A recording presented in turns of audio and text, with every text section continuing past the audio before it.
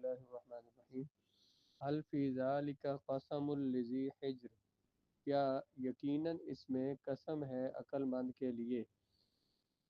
ویسے حال کا لفظی معنی کریں تو معنی یہ بنتا ہے کہ کیا اس میں قسم ہے عقل والوں کے لیے۔ حجر کہتے ہیں عقل کو، اور ذی حجر عقل والے، کیا اس میں قسم ہے، قسم عقل والوں کے لیے۔ فرمایا کہ شرح دیکھیں اس کی، کہ پیچھے 5 چیزوں کی قسمیں اٹھائی ہیں نا، 6 چیزوں کی بلکہ ہو گئی۔ فجر کی قسم، 10 راتوں کی قسم، جفت کی قسم، اور طاق کی قسم، اور رات کی قسم جب وہ گزرنے لگے تو اس کی جواب قسم فرمایا تھا کہ جواب قسم اس کا محذوف ہے۔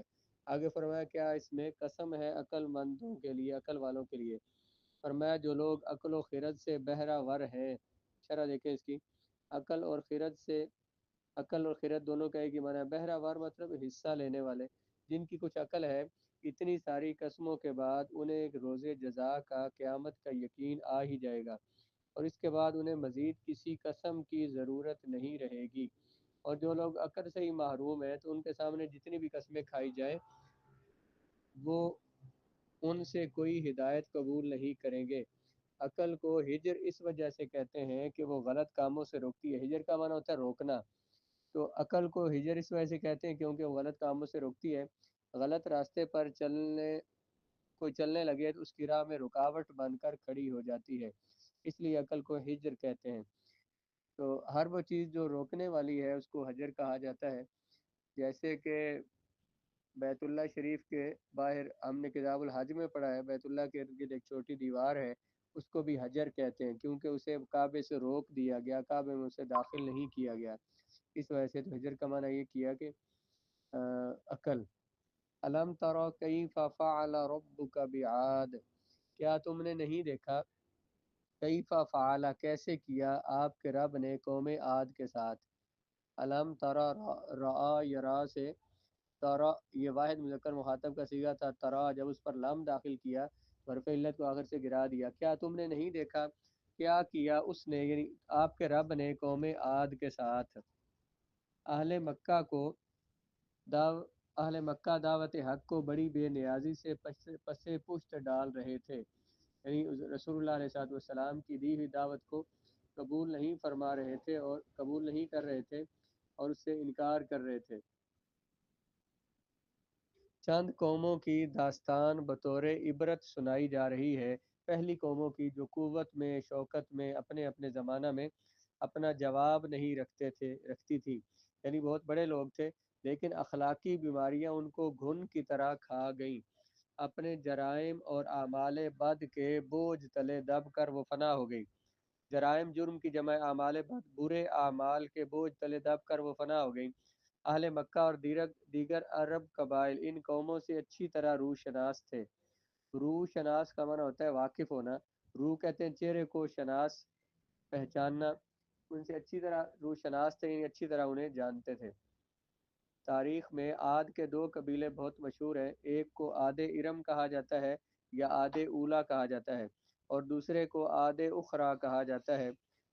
عاد اولا کا نسب نامہ یہ ہے، عاد بن ارم بن اوس بن سام بن نو، یعنی نو علیہ السلام کی یہ چوتھی 5ویں پشت میں لوگ تھے۔ اسی عاد کی اولاد قوم عاد کے نام سے مشہور ہوئی۔ قوم عاد کے نام سے مشہور ہوئی۔ ہود علیہ السلام انہی کی طرف مبعوث ہوئے، لیکن انہوں نے ان کی دعوت کو مسترد کر دیا، نوح علیہ السلام کی دعوت کو قبول نہیں کیا، اس لیے وہ لوگ تباہ کر دیے گئے۔ اس قبیلہ کے جو لوگ اس عذاب سے بچ گئے اور پھر ان کی نسل بڑھی، وہ بھی قوم عاد ہی کہلائی۔ دونوں میں امتیاز کرنے کے لیے پہلی قوم کو عاد اولا کہتے ہیں، اور یا عاد ارم کہا جاتا ہے، دوسری کو عاد اخرى کہا جاتا ہے۔ یعنی پہلے جو قوم عاد تھی، حضرت نوح علیہ السلام کی قوم تھی، ہود انہی کی طرف، حضرت ہود علیہ السلام انہی کی طرف مبعوث ہوئے، تو لیکن انہوں نے ہود علیہ السلام کی دعوت کو قبول نہیں کیا، اس لیے وہ تباہ ہو گئے۔ تو ان کو قومیں پہلے جو حضرت نوح علیہ السلام کی اولاد میں سے تھے، جو بنیادی طور پر انہیں عاد ارم کہا جاتا ہے، اور بعد والوں کو حضرت حود علیہ السلام کو جو ماننے والے تھے، بلکہ نہیں ماننے والے تھے، انہیں عاد اخرا کہا جاتا ہے۔ ارم ذات العماد، کیا آپ نے نہیں دیکھا کہ اللہ نے کیا کیا قوم عاد کے ساتھ؟ وہ عاد والے کون تھے؟ ارم، ابھی ان کے عاد کے باپ کا نام ارم تھا، اس لیے کہا ارم۔ ارم کے ساتھ ذات العماد، جو ستونوں والے تھے۔ علامہ جوہری نے عماد کی تشریح کرتے ہوئے لکھا ہے العماد الابنیۃ الرفیعۃ، بلند بنیادوں کو کہتے ہیں۔ واحدہ عمادۃ، اس کا واحد آتا ہے عمادۃ۔ قال الشاعر عمرو بن کلثوم نحن اذا عماد الحی خرت علی الاخفاض نمنع من یلینا، کہ ہم اذا عماد الحی، حی قبیلے کو کہتے ہیں، کہ خرت علی الاخفاض، یعنی اس نے یہ لفظ استعمال کیا ہے عماد کا، عماد الحی۔ ویسے کسی قبیلے کے، ہم جب کسی قبیلے کی بنیادوں میں پڑھتے ہیں تو خرت علی الاخفاد، وہ جو ان کی بنیادیں ہیں نا وہ زمین پہ گر پڑتی ہیں، اور نمنع من یلینا، ہم ان عمارتوں کے زمین پر گرنے سے اپنی قوم کو بچا لیتے ہیں۔ تو یہ انہوں نے بطور مثال صرف شعر ذکر کیا ہے کہ عماد کا معنی جو ہے یہ بلند عمارتیں ہیں۔ اسی طرح کہتے ہیں جس کا لمبا قد ہو اسے بھی عماد کہا جاتا ہے، جیسے کہتے ہیں فلان طویل العماد اذا کان منزلہ مولما لزائرہ، کسی بندے کی کہتے ہیں فلاں آدمی جو ہے وہ طویل العماد ہے، کب کہتے ہیں؟ جب ان کے محلات، ان کے گھر بہت اونچے ہوں۔ بلند و بالا قصور اور محلات کو عماد کہتے ہیں۔ عمر بن کلثوم شاعر کا شعر ہے کہ ہم کسی قوم کا عزت کا محل جب کسی قوم کا عزت کا محل گر جاتا ہے تو ہم ان کی حفاظت کرتے ہیں، جن کا اونچا مکان ان کے زائرین کو دور سے، دیکھنے والوں کو دور سے معلوم ہو جائے۔ اور اب کہتے ہیں فلان طویل العمادی، یعنی کسی کا گھر دور سے نظر آئے تو کہتے ہیں یہ فلاں آدمی جو ہے طویل العماد ہے۔ کیا کہا کہ اللہ تعالیٰ نے فرمایا کہ کیا نہیں دیکھا تم نے کہ کیا کیا اللہ تعالیٰ نے قوم عاد کے ساتھ، جو ارم کے ساتھ، جو اونچے ستونے والے ہیں۔ التی لم یخلق مثلها فی البلاد، نہیں پیدا کیا گیا جن کی مثل ملکوں میں، یعنی زمانے میں ان جیسا بندہ کوئی نہیں ہے۔ یہ بہت لمبے قد والے لوگ تھے، دوسرے لوگوں سے ممتاز اور الگ تھے، جسمانی قوت اور طاقت میں بھی اپنی مثال نہیں رکھتے تھے، اس لیے فرمایا کہ ان جیسا کوئی پیدا نہیں ہوا۔ وَثَمُودَ، اور تمہیں معلوم ہے، اس کو پچھلی آیت کے ساتھ ملائیں گے، عاد پر اس کا عطف ہے۔ کیا نہیں دیکھا تم نے، کیا کیا اللہ نے قوم عاد کے ساتھ، وثمود، اور قوم سمود کے ساتھ۔ الذین جابوا الصخر، وہ قوم سمود کے جنہوں نے کاٹا تھا چٹانوں کو، بالوادی، وادی میں، جنہوں نے وادی میں چٹانوں کو کاٹا تھا۔ قوم سمود سنگ تراشی کے فن میں ید طولہ رکھتی تھی، پتھروں کو تراشنے میں مہارت رکھتی تھی۔ انہوں نے پہاڑوں کی چٹانوں کو کھود کر اور کاٹ کر اپنے لیے رہائش گاہیں تعمیر کر رکھی تھیں۔ انہیں ان کی پائیداری اور پختگی پر بڑا ناز تھا۔ پائیداری کا مطلب مضبوطی ہوتی ہے۔ انہیں یقین تھا کہ کوئی زلزلہ، کوئی سیلاب، کوئی جھکڑ ان کو ہلا نہیں سکتا۔ وادی قرا میں اب بھی ان کے تراشے ہوئے مکانات دیکھنے والے کو محو حیرت کر دیتے ہیں۔ جس مہارت سے انہوں نے ان سخت چٹانوں کو کاٹا، پھر جس خوبصورتی سے دروازوں پر بیل بوٹے بنائے، انہیں دیکھ کر اس فن میں ان کی مہارت کا اعتراف کرنا پڑتا ہے۔ تو دو قوموں کا ذکر ہو گیا۔ کیا تم نے دیکھا اللہ نے کیا کیا قوم عاد کے ساتھ، وثمود، قوم سمود کے ساتھ۔ آگے فرمایا وفرعون ذی الاوتاد، اور کیا تم نے دیکھا کہ اللہ نے کیا کیا قوم عاد کے ساتھ، قوم سمود کے ساتھ، وفرعون، اور فرعون کے ساتھ، جو ذی الاوتاد، جو میخوں والا تھا۔ وتدن، واو تا اور دال، وتدن کہتے ہیں میخ کو اور کیل کو، اس کی جمع اوتاد۔ تو زو جو ہے یہ آتا ہے نحو میں، آپ نے پڑھا ہے کہ یہ صاحب کے معنی میں، زو مال، مال والا، تو ذل اوتاد میخوں والا۔ اس کو میخوں والا کیوں کہا گیا؟